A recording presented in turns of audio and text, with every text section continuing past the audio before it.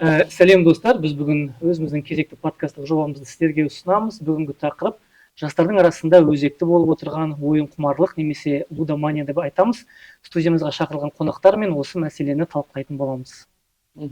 Здравствуйте, дорогие друзья! У нас сегодня очередной подкаст. И на сегодня у нас очень актуальная тема. Это, наверное, боль нашего современного общества, тема лудомания. Добро пожаловать, наши дорогие гости. Можно представить Ермек. Очень приятно, спасибо. Ермек у нас является ментором проекта Қарызсыз қоғам по ВКО, да? И также разрешите представить Бақытжан Ерболқызы, руководитель молодежного центра акимата города Усть-Каменогорск. Бүгінгі студиямызға шақырылған қонақтармен таныстырып кетейін. Бақытжан Өскемен қалалық жастар орталығының басшысы, сонымен қатар сізді жас депутат ретінде жиі көреміз. Ермек Қарызсыз қоғам жобасының менторы, және менің әріптесім Аяжан. Студиямызға бүгінге қош келдіңіздер. Жақсы бір сұхбат болады деп ойлаймыз.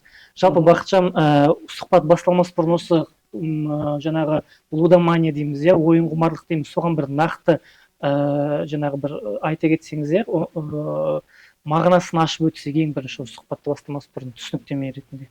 Қайырлы таң баршаларыңызға, әріптестер, рахмет осындай подкастқа шақырғандарыңызға. Жалпы ойын құмарлық негізгі ғылыми атауы лудомания. Лудоманияның өзін біз сөзбе-сөз аударғанның өзінде ол ақылсыздыққа дейін ойнау деген мағынаны білдіреді. Яғни патологиялық тәуелділік. Бұл жерде адам яғни ойынды шектен тыс ойнайды деп айтсақ болады. Және лудомания бұл қазіргі таңдағы біздің қоғамымыздағы үлкен дерт. Ол халықаралық денсаулық сақтау ұйымында психологиялық ауытқу ретінде, яғни ауру ретінде тіркелген. Хорошо. Смотрите, Ермек, давайте все-таки определим. Может быть, есть официальное определение того, что такое лудомания. Могли бы это прокомментировать? Или, может, даже зачитать все-таки с источника? Да, добрый день, спасибо за приглашение. Действительно, тема это очень масштабная, проблема большая. И надо отметить, что лудомания, как определение, да, это патологическое влечение к азартным играм. И на сегодняшний день она признана как психологическое заболевание, с которым, которое нужно лечить, так скажем. И есть соответствующие приказы Министерства здравоохранения, протокол лечения и так далее. То есть это наравне с какой-либо другой психической болезнью лечится соответствующими там методиками. Вот. Хорошо. Смотрите, все-таки вы вот сейчас озвучили, это Министерство здравоохранения, да, занимается вопросом? Или вообще какое ведомство у нас, государственный орган? Ну, вы знаете, на разном уровне разные ведомства задействованы, так скажем. И вот в части именно лечения этой болезни, естественно, это Министерство здравоохранения, есть принятый там комплексный план, да, который подлежит исполнению, там разные пункты, начиная с информационно-разъяснительной работы, открыты там центры и так далее, и так далее. То есть это большая работа вообще правительства, которая направлена на уменьшение масштабов этой проблемы. Бақытжан, жалпы осы лудомандарды, ойын құмарларды біз қандай да бір ерекшеліктер арқылы жаңағы ажырата аламыз? Негізгі себептері бар ма екен, ерекшеліктері қандай, осы жайында айтсаңыз? Иә, лудоманияны жалпы ғалымдар айтады, оның 4 этаптан тұрады. Лудомандарды анықтаудың. Яғни бірінші кезең ол қызығушылықтан басталатын кезең, ол қалыпты жағдай деп ойлайды, оның ішінде біздің жастар да бар, ересек адамдар да бар, қалыпты жағдай деп. Екінші кезеңінде, яғни осы сәтте олар өздерінің қалай кіріп кеткенін білмей қалады. Бұл осы бір ойынның жетегінде кететін, лудомания деген жалпы сол бір ойынның құрсауында қалған адамдар ғой негізінде. Үшінші кезеңінде, яғни жақындарынан, туыстарынан қарыз алады, белшесінен қарызға батады. Одан кейін олардың ара қатынастары бұзылады. Егер де мысалы отбасылар болса, ерлі зайыптар ажырасуы мүмкін. Ең соңғы кезеңі, міне егер де осы үшінші кезеңде жақындары мысалы сол лудоманға көмектесіп, немесе байқаған жағдайда оны және ауру деп айтып жатырмыз ғой, емдету керек. Айтады ғой, енді ауруын жасырған өледі деп, емдетеді. Оған жалпы айтады, негізі лудомандарға ең көп көмектесетін бірінші күш оның жақындары деп. Оның үйіндегі, мысалы, жақын туғандары, өйткені күнделікті көретін солар, оның жағдайын көретін солар, олар мінездері өзгеріп кетеді бұл кезде. Олар жабық бола бастайды, қашып жүреді біреуден, әрқашан әр уақытта. Ең соңғы кезеңі бұл лудомандар және де олар ақша үшін барлығын істейтін адамдар ғой. Олар және басында айтып кеттім ғой. Иә, басында айтып кеттім ғой, ақылсыздыққа дейін ойнайды деп. Бұл кезде олар немесе сол үшін адамның өміріне де қауіп төндіруге дейін барады лудомандар. Жалпы ойын құмарлық бізде жастардың арасында көп пе әлде ересек адамдардың арасында көп? Жалпы негізі қазіргі енді мен өзім жастармен жұмыс жасайтындықтан көбінесе жастардың арасында деп айтуға болады. Бірақ ішінде ересек адамдар да бар.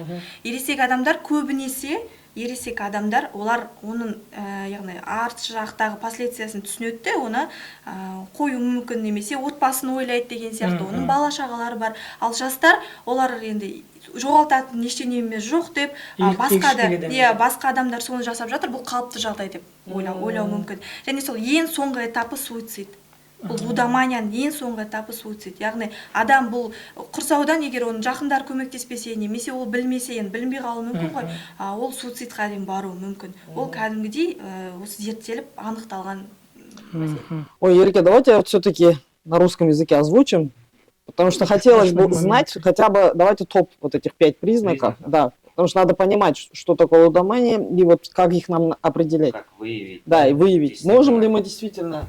Это такой момент, который нужно понимать. Есть действительно причины, признаки того, как себя ведет лудоман. Ну, если разбирать на примере каком-то конкретном, вот условно лудоман поставил ставку, он выиграл, эмоции зашкаливают, позитивные, он радостный. В какой-то момент могут быть проявления щедрости, внезапные. Это тоже характеризует его как человек, который выиграл. Денег дал, значит, лудоман, да? Деньги есть. Есть обратная история, когда он проигрывает. Проиграл, ставка не сыграла, что называется. Настроение падает, апатия, депрессия и так далее. Смена увлечений и хобби, то есть условно он занимался футболом, бегал, играл, активный образ жизни вел, перестал, начал, что называется, залипать в телефоне, сменилось окружение, вот эти вещи, они характеризуют его как игрока, потому что перемена настроения, перемена эмоций, это все... Ну, короче, домашняя среда, в принципе, это сразу может определить. Можно выявить, да. Прямо домашний сразу понимать, что балама бірдеме болду. В этом отношении просто нужно пристально следить и уделять внимание, работу проводить. В современном обществе, к сожалению, эти моменты опускаются, потому что ввиду занятости нашей активной жизни мы можем упустить и не увидеть, не разглядеть эти моменты, хотя они на плаву. А если это же может быть оказаться среди взрослого? Конечно. Это же не только молодежь страдает. Как Бахшан отметила, разного возраста люди. Любой, да, может подвергаться? У него нет, да, конкретной цифры, возраста нет. Даже если мировую практику посмотреть, все люди подвержены этому от совершеннолетнего возраста до пенсионного, до 6. Есть и пожилые люди, которые играют, да, там доля возможно. А вообще статистику можете мне озвучить? Это вот тоже интересный момент. Статистика как таковая, она разнится, да. Мы просто в этой теме, когда разбирались, нет подтвержденных конкретных данных официальной статистики. Есть просто приведенные цифры разных аналитиков, разных заключений и так далее. Вот даже элементарно там по информации Минздрава общее количество на уровне 36 тысяч была цифра лудоманов. Это по Казахстану? Это по Казахстану, да. Но при этом вы удивитесь, может быть, официально получили диагноз, вернее, этот статус лудомана и признали это 19 человек всего. По Казахстану. Это вот так разнится. Өйткені ол мысалы былай ғой ресми түрде тіркелінген 19 адам. Бұл әрине аз, бұл нақты мәселе деп айтуға келмейді. Ол нақты емес. Бұл неге олай істейді? Өйткені егер де сен лудоман болып есепте тұратын болсаң, сен оқи алмайсың, жұмыс істей алмайсың, әскерге бара алмайсың. Одан кейін адамдар қашады да жеке клиникаларға барып емделеді. Оңалту мүмкіндіктерінен өтеді, яғни медициналық оңалтудан өтеді. Одан кейін осыдан ақ байқауға болады. Біздің Қазақстанда жалпы сол және 360 мың деп айтып жатыр. Қазір 400 мыңға жуықтады. Былай қарап тұрсаңыздар, бір қаланың адамдары. Конечно, почти почти, например, біздің өзіміздің қаламыздағы сияқты осы Қазақстан бойынша 400 мың адам.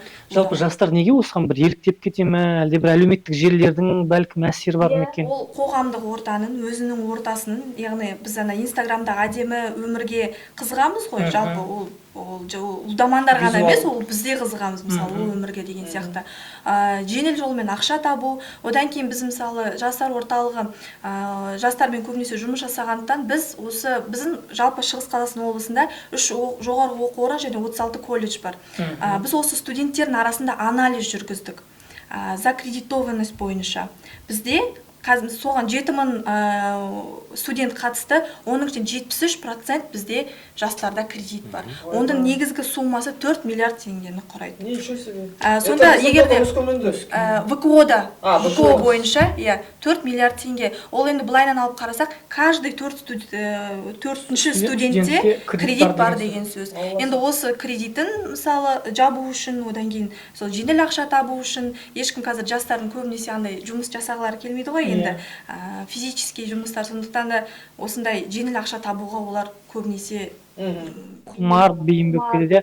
Сіздер жалпы осы жастарда қандай жұмыстар жасайсыздар? Сіздердің орталықтарыңыз бар, мүмкін депутаттық корпустарыңыз бар деген сияқты. Бізде жастар орталығының жалпы негізгі біздің міндетіміз ол жастар арасында ақпараттық түсіндірме жұмыстарын жүргізу. Яғни одан бөлек, мысалы, жастар орталығынан бөлек бізде басқа да мекемелер бар. Оның ішінде Шығыс Қазақстан облысындағы экономикалық тергеп-тексеру департаменті бар. Одан кейін бізде үкіметтік емес ұйымдар бар. Яғни осы сала бойынша, лудомания бойынша, енді бізде жастардың арасында проблема өте көп. Наркомания болсын, басқа да. Осымен айналысатын арнайы бізде үкіметтік ұйымдар бар. Солар арқылы біз жұмыс жасаймыз. Көбінесе сол жәнегі анализ жүргіземіз, одан кейін оқу орындарға барып, бұның қауіпті екенін түсіндіреміз. Және Ермек әріптесім айтып жатыр ғой, біз барып түсіндірген кезде студенттердің көп тыңдағысы келмей отырады, немесе күліп отырады деген сияқты. Яғни оған қатысы бар студенттер. Ол да бар себептер. Бірақ та біз онымен қоймай айта береміз. Өйткені ол бірде болмасын біреудің құлағына кіреді. Бірде болмасын айта берген сайын енді түсінеді, бір жеріне жетеді деп ойлаймыз да. Біз осындай ақпарат түсіндірме жұмыстарын жүргіземіз. Одан кейін бізде НИТ санатындағы жастар деген бар. Яғни ешқайда жұмыс істемейтін, ешқайда тіркелмеген, олар мысалы даланың шаруасымен жүру мүмкін деген сияқты, даланың әдебімен жүру мүмкін. Осындай жастармен де жұмыс жасаймыз. Көбінесе бізге полиция, прокуратура, осындай мемлекеттік мекемелермен, өйткені жалғыз жастар орталығының оған шамасы күші де жетпейді. Ну я вот как поняла, вы тоже вместе работаете, да? Мы ведем совместную работу, сотрудничаем в этом отношении. Это действительно информационно-разъяснительная работа большая проводится. Но вы именно по финансовой части, да, тоже свою какую-то работу проводите? Да, в этой части я бы хотел немного о нашем проекте остановиться, так как я являюсь ментором проекта «Қарсы қоғам». Проект направлен на повышение финансовой грамотности. И мы, в свою очередь, пытаемся предложить ребятам возможности открытия своего дела, закрытия кредита. Мы даем информацию о том, как это сделать, о банковских продуктах, да, какие есть государственные программы, частные проекты, где ты можешь реализовать свой потенциал, а не пытаться получить и заработать легких денег. Это же основной, я бы сказал, да, момент, на который идут ребята, потому что нехватка денег. Ну, мы все были студентами. Ну, вы вообще вот участвовали в исследовании, которое сейчас Бахытжан рассказывала, о том, что все-таки выявлено среди молодежи это вот 4 миллиарда вот это кредитные, да, если говорить статистику по Казахстану, по информации Министерства образования, да, 80% в среднем студентов по Казахстану имеют непогашенные кредиты. Хорошо. Это но я, факт. знаете, вот еще хотела вот момент, вы когда проговорили, Бахытжан, то, что если у тебя есть статус лудомана, да, значит, не берут на работу, да? В армию не берут. Это как тогда? Это где у нас определено? Это прям на официальном уровне? Ну да. А сколько у нас, вот сразу следом вопрос, сколько у нас в городе признано лудоманов официально с таким статусом? А вот опять же, возвращаясь к статистике. Да, вы сказали 19 статистика человек. Дело неблагодарное. Да, по Казахстану 19, по ВКО 2 человека, да, мы сказали, у нас зарегистрировано. В Усть-Каменогорске нет, видите, это информация такая немножко, да, учета конкретного нет прям по городам. Жеке медициналық орталықтар бар да. сол жәнегі ресми частный тіркелмеу үшін, да, ақпарат дейді. олардың ақпарат. Значит, если обращаются в частную клинику, соответственно, информация закрытая. И Ешкімге озвучивать етпейді ол. на это нельзя как-то влиять, хотя бы для того, чтобы государство могло каким-то... Пусть это будет закрыто, но для государства должна не давать информацию. Сейчас, конечно, ведется большой план, как мы сказали, да, принят, и в рамках которого эта работа будет вестись, вносятся определенные поправки, очень большие, да, и законодательно будет эта деятельность регулироваться вплоть до лицензирования, ограничений, запретов. То есть, ну, В целом открытости этого, скажем Да, так, да, да, вот, да. То есть учреждения. уже дошло до того, что нельзя игнорировать эту проблему, потому Конечно, что нельзя. масштаб дошел до того, 4 что миллиарда только в одном все Восточном понимают. Казахстане, это... Бақытжан, жалпы егер де қандай да бір ата ана немесе өзінің бір ағасы әпкесі үйінде осындай бір керісі бір қылықтарды көретін болса, қайда жалпы хабарласуға болады? Бәлкім сіздерде психологиялық жүргізетін психологтар бар ма? Бәлкім сіздерге ме екен, соны қазір айта Және кетсеңіз. сол мен айттым ғой, өзіміз жұмыс жасайтын мысалы мекемелер бар, одан бөлек біз қазіргі таңда енді лудомания бұл ауру болып тіркелінгеннен кейін, жалпы негізі біздің Қазақстанда 2018 жылдан бастап тіркелінген бұл кәдімгі ресми түрде лудомания деп. Одан бұрын бізде басқа мемлекеттерде болған бұл аурулардың. Ол кезде біз тек қана, яғни жаңалықтардан ғана көріп жүретінбіз. Қазір енді былай қарап тұрсаңыз, бізге келді.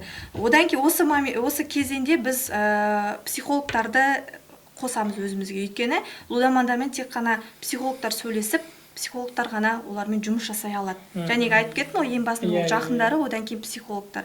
Яғни бұл психологиялық ауру болғандықтан психологтармен жұмыс жасаймыз. Бізде Өскемен қаласында жалпы ондай клиникалар бар. Және айтып жатқандай 16 клиникалары. Ол жердегі психологтармен біз жұмыс жасаймыз. Оларды өзімізбен бірге және сол оқу орындарға, жастардың арасына апарып түсіндірме жұмыстарын жүргіземіз. Және ол кісілердің негізі бұл подкастқа да психологты шақырған дұрыс болушы еді негізінде. Ол кісілердің ақпараттары, ол кісілердің данныйлары бізден де өзгеше деп айтуға болады. Олар өйткені лудомандармен бетпе-бет тікелей жұмыс жасайтын адамдар. Біз алдын алып жататын болсақ, ол кісілер тікелей жұмыс жасайды. Яғни қандай да бір лудомандың бір үйінде келетін болса, мысалға сіздерге жастар орталығына хабарласуға болады. Әрине хабарласуға болады. Біз Жібек жолы 3 мекен-жайында отырамыз. Осы жерге келіп айтса болады. Біз ары қарай мысалы психологтарға айтуымызға болады. Одан бөлек және кешенді жоспар деп айтып жатырмыз ғой.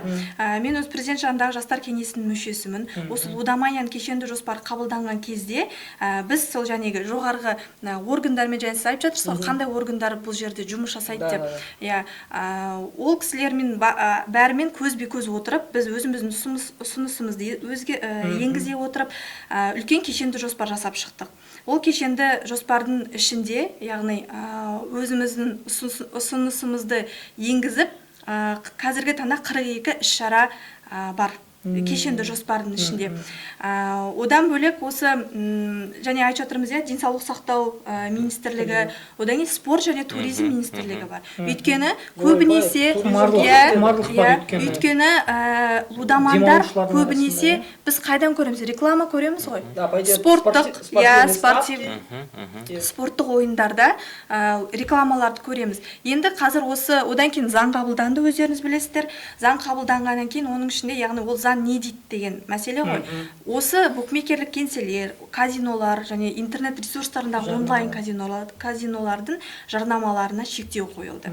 Одан кейін 21 жасқа толмаған азаматтар, яғни жас өспірімдер деп айтсақ болады, бұл ойын құмарлыққа қатыса алмайды. Яғни олар ставка қоя алмайды. Енді осыдан кейін. Одан кейін тек қана бір жерге рұқсат берілді. Ол осы бізден халықаралық спорт түрлері бар, спорт түрлерін дамытып жатыр. Одан кейін бізде көбінесе өздеріңіз білесіздер, спортшылар киімдерінде логотиптар тұрады. Яғни реклама ретінде ғой. Демеушілердің рекламалары тұрады. Енді біз мынандай мәселе, бізде отандық телеарналар бар. Отандық телеарналарда ол жердегі жарнаманы көрсетуге рұқсат беріледі. Ал басқа телеарналарда ол заңға қайшы болады. Ол дегеніміз, мысалы, егерде Казспортта, мысалы, бір халықаралық олимпиада түрінен бір тікелей эфир болып жататын болса, егерде сіздер ол жерден көріп қалсаңыздар, осы лудоманияға қатысты жарнамаларын жүріп жатқандарын, логотипті көріп қалсаңыздар, ол ол жерде бәрі дұрыс деген сөз. Өйткені ол заң бойынша оған рұқсат берілген. Ал егер де сіздер оны басқа телеарналардан көретін болсаңыздар, біздің отандық, ол жерде ол заңға қайшы деген. Давайте все-таки это, может быть, все-таки стоит это запрещать? Почему так? Если действительно сейчас немножко это проговорим, о том, что если реклама на каких-то каналах разрешается, а где-то нет, Ну, в но это- государственных каналах, получается, разрешено, а в частных каналах не разрешено.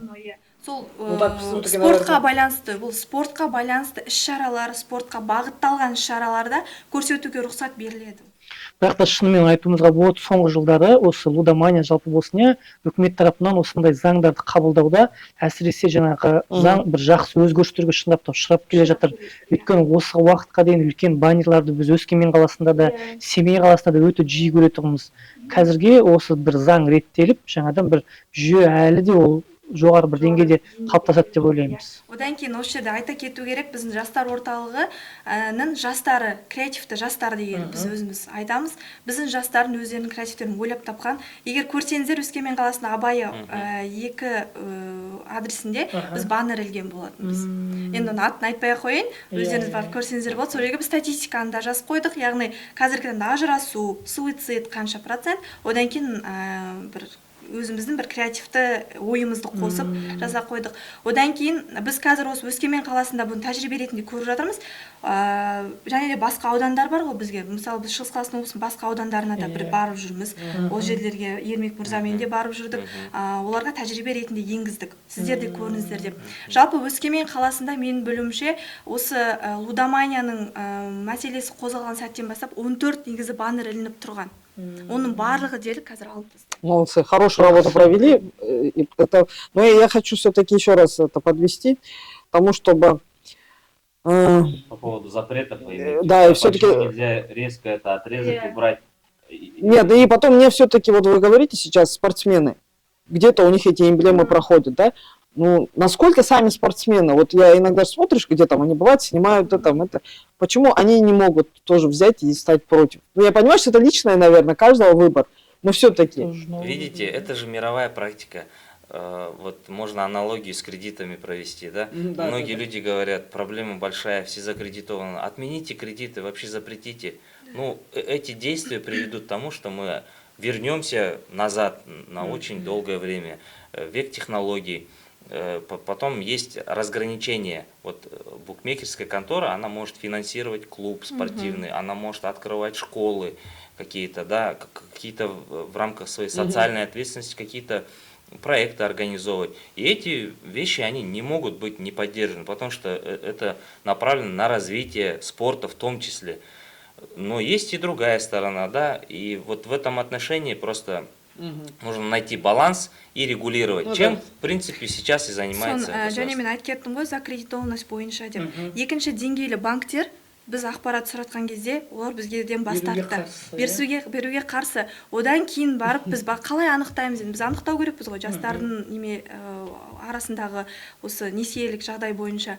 Одан кейін біз анализ жүргіздік. Негізінде әрине ол біздің функционалға обязанымыз кірмейді, міндетімізге кірмейді. Бірақ енді осылай бас тартқаннан кейін біз оны жасадық өзіміз. Енді ол жерде барлық студенттер қатысты деп айтамын, 7000 ғана студент қатысты. Оның ішінде өздеріңіз... Ну, тоже хороший показатель, 7000 студентов участвуют в таком это. Ну, давайте немножечко все-таки, как вот вы даете эту информацию? Вообще, достаточно ли этой информации? Это давайте назовем борьба против лудомании. Ну, я думаю, последнее время уже ни для кого не секрет, и многие это видят, какая работа проводится. Но мы со своей стороны проводим больше информационно-разъяснительную работу про предотвращение, да, дальше увеличения этого масштаба. То есть мы доносим информацию до ребят, какие есть последствия, как можно бороться, куда обращаться и как вообще не попасть в эту историю. Потому что, как вот отметил Бахшан, есть последствия и очень печальные, вплоть до того, что там до суицида доходит. Это конечная остановка. Да, когда ребята не могут найти выход, это конечная точка, это суицид. Юрий, а вот есть конкретно свой личный кейс, когда вы спасли человека? Ну, прям вот, знаете, все, он говорит, да, я был бывший, вот Ереке мне помог. Ну, конечно, разные истории в жизни были. Вы вообще вот сколько лет занимаетесь этим Ну, вопросом? вот я могу просто поделиться историей, когда я наблюдал тоже своего рода анализ, проводил над человеком, который сам признавал это, играл, но не мог Ну, скажем, избавиться. условно ваш подопечный. Да, условно скажем, что не участник, да, но человек, который был мне не безразличен. Но тем не менее, вот важное, что самое здесь, мы уже об этом сказали, близкие и родные должны помочь. Без помощи посторонней он сам не сможет справиться. Это факт, я это убедился, потому что сколько бы ты ему не помогал, финансово, как бы ты ни хотел закрыть его проблемы, если он сам не примет решение, невозможно его вытащить из этой истории. А как ваш друг пришел к этому решению? Вот, Ну вот даже давайте по времени, например, год было, месяц, вот этот сам вот процесс. у всех этот процесс по-разному, кстати, Вот в идет. вашем случае как это было? В моем случае у него было, начиналось это с малых ставок, там 100 тенге, 50, 500, потом это растет, формируется долговая яма. Потолок какой был у него уже на момент? Ну, я думаю, десятки миллионов уже. Уже десятки миллионов было, да? да. А вот это начал со 100 тенге? И... Да. Вот это так и начинается, как бы такая детская шалость, вроде бы, казалось бы. И, ну, ни для кого не Но он секрет, в что этом- много кто... По времени он сколько в этом процессе был? Месяц, год? Годы, Год, да? годы. Прямо годы Да, кончается? годы. 5? Ну, скажем, 3-4 года точно. 3-4 прямо Да, был, да? да. И вот в этом процессе вы прямо участвовали, видели Да, это всё? да. Ты видишь, как человек просто катится Уже вниз. катится, да. Да. А потом вот этот обратный процесс покажите, Обратный когда он процесс- вернулся к жизни.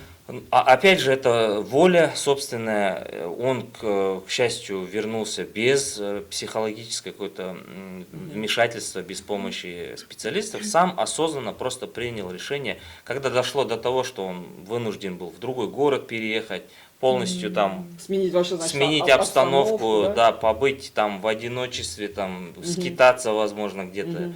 И вот когда человек доходит до того, что он уже нет выхода, нет средств к существованию, тогда приходит осознание.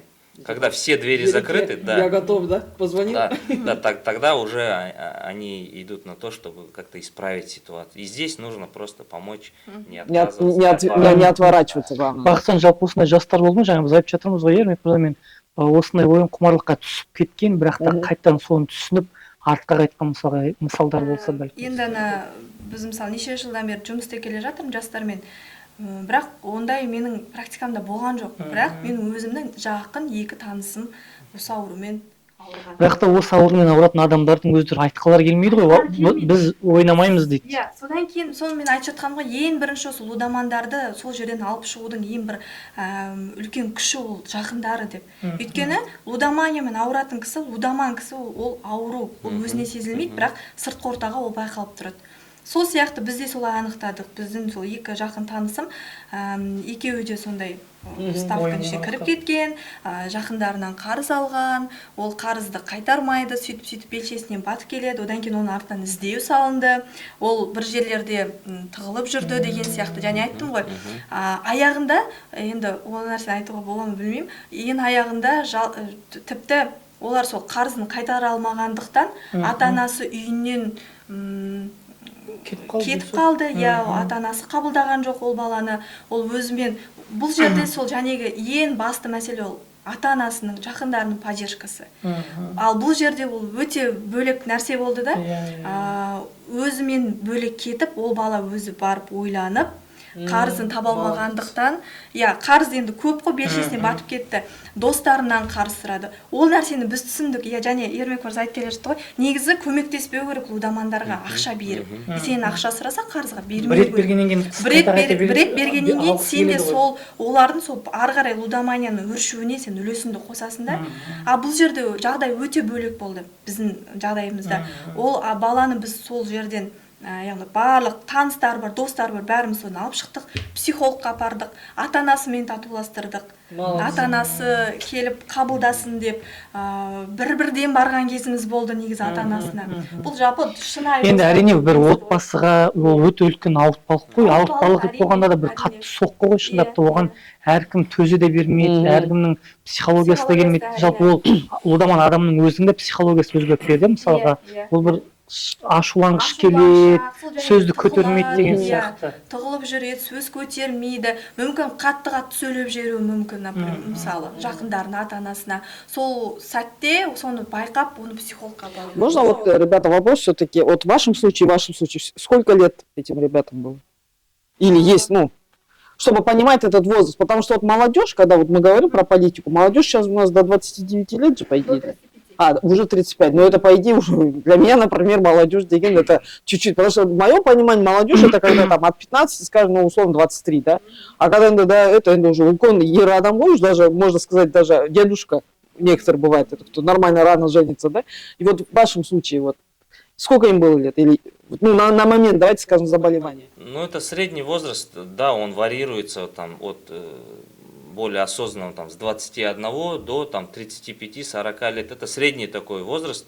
В этом диапазоне люди Ну, вот больше подвержены. вашему другу Вот он как раз таки около он 30 лет, да, ему было. Вот все-таки это вот нормально, осознанно. Когда появляются деньги. Это как бы не какой-то, где его вовлекли во что-то, Нет, это уже все-таки осознанно и уже осознанно, признанное, да? Есть ребята, вот так скажем, латентные, да, которые считают, что они не лудоманы, но уже вошли в эту историю, по чуть-чуть ставят и думают, что меня это не касается. Да, вот эта иллюзия контроля, она просто, ну, беспочвенная.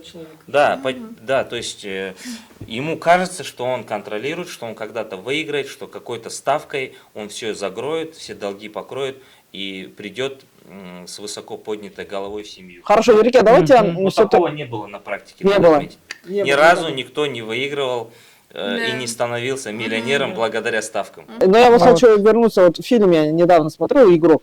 Мне кажется, это прям хороший пример, да? Конечно, это вот как раз ответ на ваш вопрос, насколько популярна, насколько масштабна проблема, информация об этом есть. Наши ребята, к счастью, у нас творческие ребята тоже есть, которые эту проблему видят, которые снимают, которые острые вопросы поднимают. И есть и «Игрок» фильм тому подтверждение, и фильм Рената Балгабаева «Одержимость», который тоже прям с интервью, с историями, с кейсами, с разборами. Есть они, и я считаю, вот это нужно показывать. Жоқ, бізде шынында қазір бір отандық фильмда осы лудомания болсын, жалпы нашақорлыққа байланысты өте жақсы кинолар түсіп жатыр, иә. Ол да бір жастарға керек деп ойлаймын, иә. Бақытжан, жалпы мысалға осы жастарға қандай бір кеңес берер едіңіз, иә? Мысалға нақты қандай бір осыны мысалға істеуге болмайды. Әрине біз түсінеміз, қазір ақпарат өте көп, бәрі жаңағы ұялы телефондарда отырады, иллюзия бар адамдарда жеңіл ақша тапқысы келеді деген сияқты. Ең біріншіден, жалпы осы лудоманияға адам негізі кіремін деп, немесе ойын құмар боламын деп кірмейді ғой. Бұл жерге бір өзіне жетіспеушілігінен кіруі мүмкін деген сияқты. Бірақ та бұл енді лудомандарды құтқарып алып жатқандығым емес. Жалпы негізі ол адамның психологиялық бұл ауру ғой. Үйіндегі тәрбиесі ең басты маңызды. Жалпы тек қана лудомания ғана емес, барлық мәселелерде үйдің тәрбиесі үлкен мәселе атқарады. Шын сеніңіздер сондай. Ол сыртқы ортаның әсері болуы мүмкін, бірақ та сол ішінде, яғни өзіне құйылған фундамент дейді ғой да, адам тәрбие фундамент қой. Соны бұзбай сақтап тұратындай өзінде бір стержень болу керек та адам ішінде. Сол үшін мен жастарға айтқым келеді, енді қазір ол қызық болуы мүмкін, бірақ сол бір қызық үшін өміріңді тікпеу керек деп.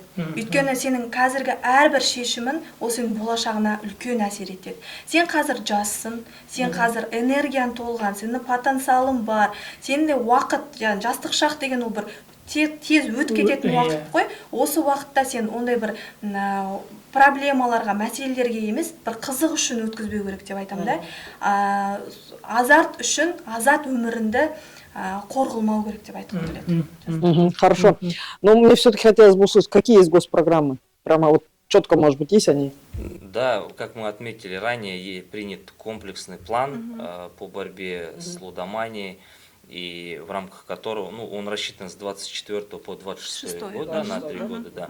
То есть и там большая действительно работа запланирована по разным направлениям, начиная от информационно-разъяснительной работы до там определенных запретов. Вот элементарно самому себе можно поставить запрет на игры там азартные. Вигов. Прямо Вигов можно. Да. Прямо. Супер. Я бы еще очень порекомендовал поставить запрет на кредит самому себе.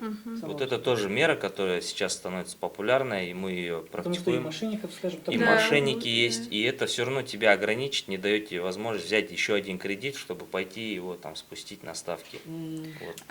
Бұл яғни Қазақстан билігі және государственная программа деп айтып жатырсыз ғой, тек қана заңды қабылдап қана қойған жоқ. Қазір осы 26 жылға дейін мемлекет тарапынан және де бір айта кететін мәселе, лудомандарды емдеу ол өте қымбат.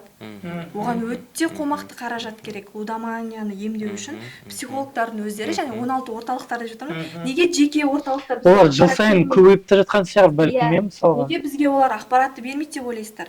Ол өте қымбат, ол емделу.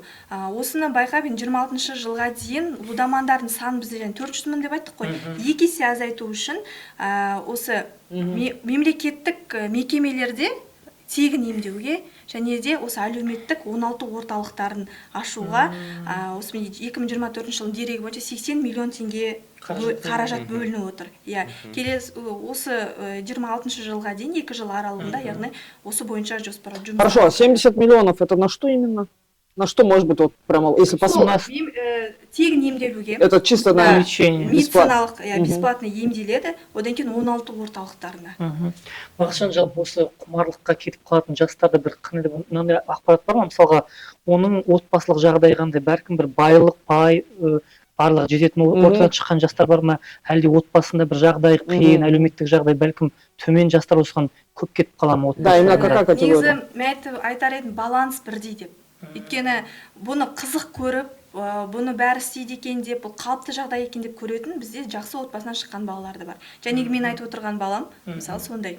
Ол ешқандай Чтобы он в чем-то нуждался, у него не было. Он был самодостаточный, из хорошей семьи. бала болды деген сияқты. Одан кейін екінші сторонасы бар, әрине, иә, жетіспеушілік бар, қазіргі таңда жылдам ақша таққысы келеді, мысалы тезірек анасына бір нәрсе алып бергісі келетін жастар да бар. Да, такая мотивация. Да, біз жас енді лудоман жастарман емес, бірақ та қазір енді көп жастардың көбінесе ставка қойып көрген, оны білетін жастар бар, енді тіпті қарызға батып кетпесе де. Олардан сұраймыз ғой біз, сендер не үшін қоясыңдар дегенде, ата-анамызды қуантқымыз келеді. Немесе біз мысалы сабақтан шықтық, кешке таман бізге мысалы тусовкаға бару керек болады, соған ақша керек болып қалады деген сияқты. Осындай кішкентай, иә, мелочь нәрселерге оларға ақша жетіспегендіктен осыған кіреді екен. Да, согласен, действительно, в этом плане нет какой-то привязки к социальному статусу, уровню жизни нет. Богатый ты, ставят бедный. все, да, и бедные, и богатые, и люди, имеющие деньги, и имеющие долги. Вот здесь нет корреляции. Хорошо, Ерика, воспользуйтесь вот этой ситуацией и дайте свои пожелания. Пожелания.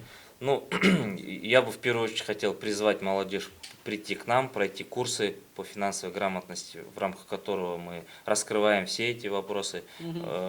Конечно, лудоманией заниматься точно должны профессионалы и люди с медицинским образованием. То есть лечить их должны люди, кто имеет на это соответствующее там образование и так далее. Но мы со своей стороны проводим работу разъяснительную, показываем, рассказываем истории. Вы и так показываете далее, другой путь, как можно заработать деньги. И плюс даем другой путь. Действительно, мы раскрываем информацию о банковских продуктах, о том, как можно быстрее Со 100 тенге закрыть. начать зарабатывать Да, нормально. да, как делать накопление, как вести семейный бюджет, как делать так, чтобы тебе хватало. Да? Если тебе не хватает, как найти дополнительный источник дохода. Если этого мало, ты можешь всегда открыть свое дело какое-то. Много разных программ есть, где ребята, я сам работаю с 2017 года в сфере сопровождения таких проектов, много-много бизнесов открываются, небольших,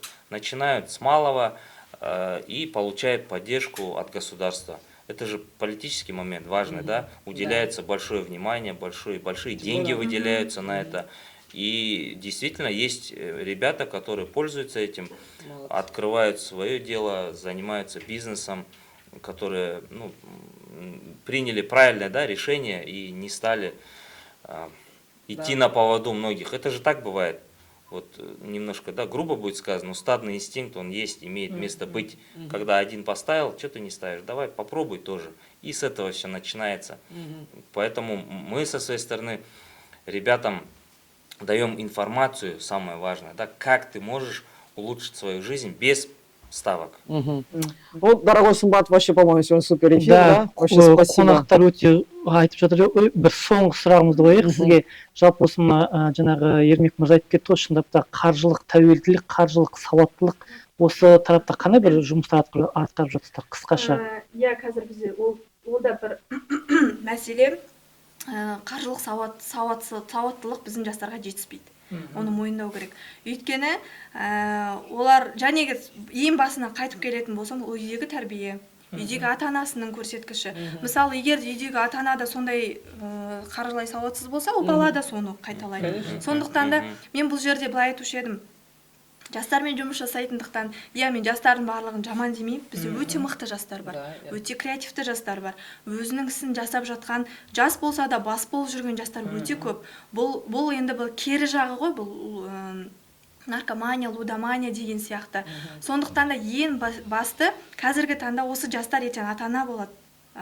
Жарайды, біздің ата-аналарымыз ол басқа бір кездің ата-аналар болған шығар, енді сол заман сондай болған шығар. Бірақ та мен айтқым келеді, ең бірінші үйдегі тәрбие. Қазір мысалы сіздердің осы көріп отырған мысалы жастардың ата-аналары ең бірінші өздерінен бастаса екен деп. Өздері осы тәрбиені алып балаларға беру керек. Сол кезде ғана фундаменті жақсы, тәрбие жақсы берілген бала ғана ешқандай жолға түспей, түзу жолмен жүреді деп ойлаймын. Жақсы, рахмет. А еще можно было добавить? Добавьте, да. Да, Хорошо. я бы хотел добавить вот к словам Бахжан. С нашей стороны тоже проект трансформируется, он принимает другую форму, и в этой связи с этого года мы провели обучение среди преподавателей, учителей, колледжей, вузов. Да, то есть для студентов мы тоже проводим курс, но задача стоит внедрить курс со школьной парты. Вот в этом отношении наше руководство перенимали опыт зарубежных стран, Финляндии, Эстонии, где наиболее высокий уровень финансовой грамотности. Создали концепцию, внедрили. Теперь со следующего года ожидается, что со школьной парты будет внедрен курс по финансовой грамотности для студентов, колледжей, вузов и школьников в том числе. Для формирования полноценного, так скажем, общества без долгов нужно, чтобы, надо начать с детей, а мы своим примером должны показывать. И это действительно большая идеологическая работа, или, как Бахжан сказал, это надо работать в семье, больше контактировать с ребятами. Вот для родителей призыв был бы такой: уделяйте больше времени, изучайте, вовлекайтесь в те процессы, которыми они интересуются, без этого никак. Если нет коннекта между родителем и ребенком, невозможно. Еще один вывод, то что самим родителям тоже необходимо приводить свои финансовые положения в порядок, разобраться, потому что как раз и родитель может оказаться тем самым триггером, что молодежь именно попадает на этот путь.